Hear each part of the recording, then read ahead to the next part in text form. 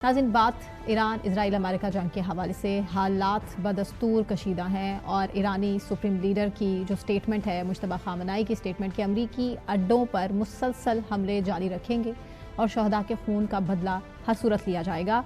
और यही नहीं, मुज़म्मिल साहब, सूरत हाल ये है कि इजराइल की तरफ से, अमेरिका की तरफ से तो मुसलसल ईरान को अटैक किया जा रहा है, लेकिन इसके जवाब में ईरान की तरफ से भी इजराइल को अटैक किया जा रहा है और 770 मिसाइल्स अटैक किए गए हैं और ये इजरायली मीडिया अब खुद पब्लिश कर रहा है। मैं समझता हूँ कि अमेरिका और इसराइल के ईरान पर हमले कोई ख़बर नहीं है। ईरान के इसराइल और अमेरिकी असासों पर हमले ख़बर है, और वो भी बहुत बड़ी खबर है। बहुत बड़ी खबर है। पहली बात तो ये है, अभी जब मैं और आप आज बात कर रहे हैं और 14 मार्च को मैं और आप ये प्रोग्राम कर रहे हैं, तो आबनाए हुर्मुज़ बंद है जी। और इसका मतलब है कि अमेरिका अपने 3 बड़े बहरी बेड़ों और इतनी बड़ी जंगी साजो सामान के साथ भी आबनाए हुर्मुज़ खुलाने की पोजीशन में नहीं है। मुज़म्मिल साहब, अब्राहम लिंकन इस टाइम ज़ख्मी हालत में एक किनारे जाकर लगा है, जेराल्ड फोर्ड वैसे ही आग भड़क उठी है और जो उनके तैयारे हैं अमेरिका के जो मुसलसल अटैक करने के लिए आते हैं, उनकी सूरत आपके सामने ईरान उन्हें टारगेट कर रहा है। अब तो फ्रांसी बड़ी बेड़ा भी मदद को पहुंचा है।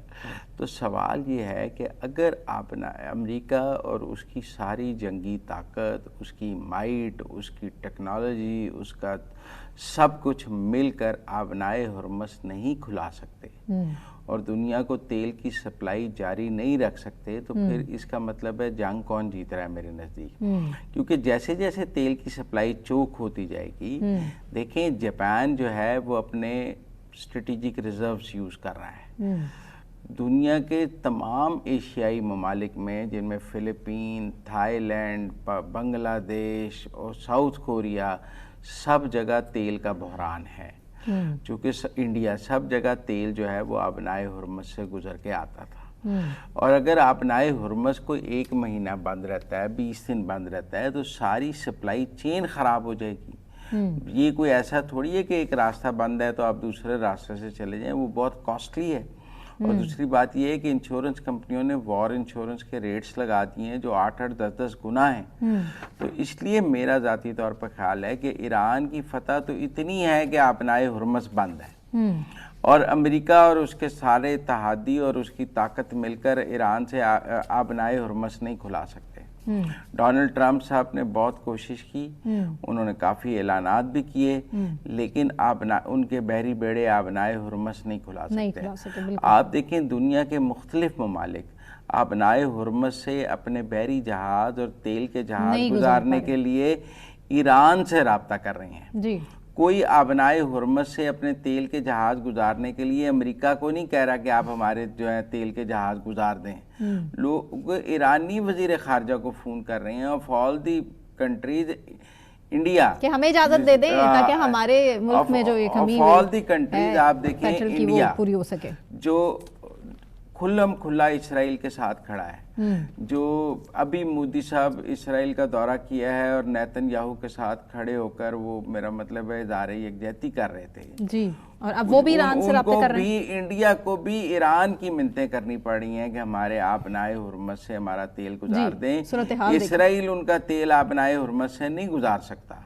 तो मेरे ख्याल में जितने ज़्यादा दिन, वैसे तो जो नए सुप्रीम लीडर हैं मुश्तबा खामनाई, उनका पहला पैगाम यही है कि आबनाए हुर्मुज़ को बंद रखें। अब ये कहा जा रहा है कि अमेरिका के जो थिंक टैंक्स थे और जो अमेरिका के वॉर स्ट्रेटजिस्ट थे, उनका ख्याल था कि ईरान जो है वो आबनाए हुर्मुज़ बंद नहीं करेगा और ईरान ने उनके तमाम अंदाज़ों को गलत किया है। और मैं समझता हूँ इस जंग का जो सबसे वाइटल पॉइंट, 2 वाइटल पॉइंट्स थे। एक ये था कि ईरान कब तक मिसाइल और ड्रोन्स मारता रहेगा, डरता रहेगा। सबका ख्याल था 2 दिन में ख़त्म हो जाएंगे, 4 दिन में ख़त्म हो जाएंगे, 10 दिन में ख़त्म हो जाएंगे।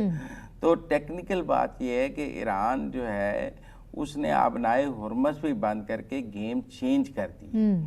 अच्छा, अब टेक्निकल बात यह है कि जो ईरान के दोस्त ममालिक हैं उनके जहाज़ गुजर रहे हैं और जो ईरान के दोस्त ममालिक नहीं है उनके जहाज़ों को निशाना बनाया जा रहा है। जो थाईलैंड के जहाज़ को निशाना बनाया गया है वो इंडियन ऑयल लेके आ रहा था, आप समझे, था वो थाई जहाज़ लेकिन लेकर वो इंडियन ऑयल आ रहा था। تو اس لیے میں ذاتی طور پہ یہ سمجھتا ہوں کہ اس وقت ایران کی سب سے بڑی سکسیس تو آبنائے ہرمز کو بند رکھنا ہے، اور یہ دیکھا جائے گا کہ وہ کتنے دن اور کتنی کامیابی سے اس کو بند رکھ سکتا ہے۔ اس کا نقصان پاکستان کو بھی ہے۔ ہمارے وزیر پیٹرولیم نے کل ہی کہا کہ ہم لمبے راستے سے لے کر آ رہے ہیں، ریڈ سی سے لے کے آ رہے ہیں، اور پاکستان اپنے جہاز بھیج رہا ہے کیونکہ مارکیٹ سے کنٹینر اویلیبل نہیں ہے۔ تو ٹیکنیکل بات یہی ہے کہ میں یہ سمجھتا ہوں کہ جب تک ایران نے آبنائے ہرمز بند رکھنا ہے، امریکہ دباؤ میں ہے، اور امریکہ کے اوپر دنیا کے تمام ممالک کا دباؤ بڑھتا جائے گا، کیونکہ جاپان سے لے کے کوریا سے لے کے امریکہ کے جتنے دوست ہیں سب کو تیل کا بحران ہے، اور سب کا ایک پریشر ڈیولپ ہو چکا ہے، اور $100 سے اوپر پھر تیل چلا گیا ہوا ہے۔ ابھی آپ بڑا کہہ رہے تھے کہ ہم اس کی قیمت نیچے لے آئیں گے، تو نہیں لا سکے۔ تو اس لیے میں سمجھتا ہوں کہ ایک تو ایران کی کامیابی جو ہے وہ جتنی دن آبنائے ہرمز کو بند رکھے گا اتنی اس کی کامیابی کا جھنڈا چلتا رہے گا۔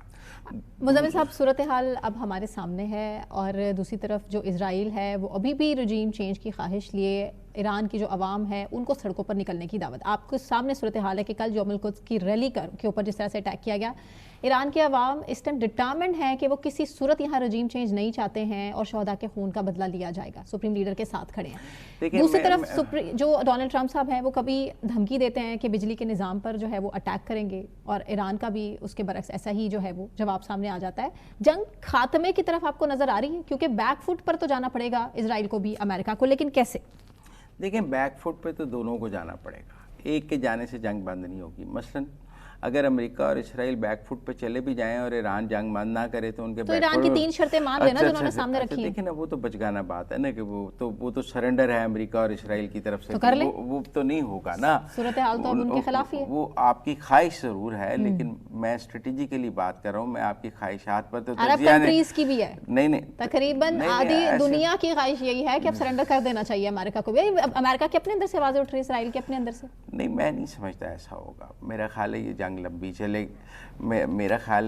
لمبی چلے گی، اور ڈونلڈ ٹرمپ کے مڈ ٹرم الیکشنز ہیں، وہ کسی قسم کی ہار افورڈ نہیں کر سکتے۔ وہ اس طرح کا سرنڈر لے کے امریکہ کے اندر مڈ ٹرم الیکشنز میں ضمانتیں ضبط ہو جائیں گی، کیونکہ آلریڈی ایبسٹن فائلز کا پریشر پہلے سر پہ۔ لیکن پھر بھی میں آپ کو بتاؤں، الیکشنز تو ان کے سر پہ، جو سب سے بڑا مسئلہ ہے وہ ہے کہ امریکہ میں الیکشن سر پہ کھڑے ہیں مڈ ٹرم، اور مڈ ٹرم الیکشن جو ہیں اگر ڈونلڈ ٹرمپ صاحب ہارتے ہیں تو ان کے ہاتھ سے سینٹ اور کانگریس دونوں نکل جائیں گے، اور اگر سینٹ اور کانگریس ان کے ہاتھ سے نکل گئے تو ان کے لیے تو اگلے 2 سال امریکہ پر حکومت کرنا بالکل مشکل ہو جائے گا، بجٹ ہی نہیں پاس ہونا۔ تو آپ کو لگتا ہے ابھی بھی حالات سازگار ہیں ان کے لیے؟ دیکھیں، یہ تو اب فیصلہ کرے گا جنگ کا نتیجہ، جیت یا ہار۔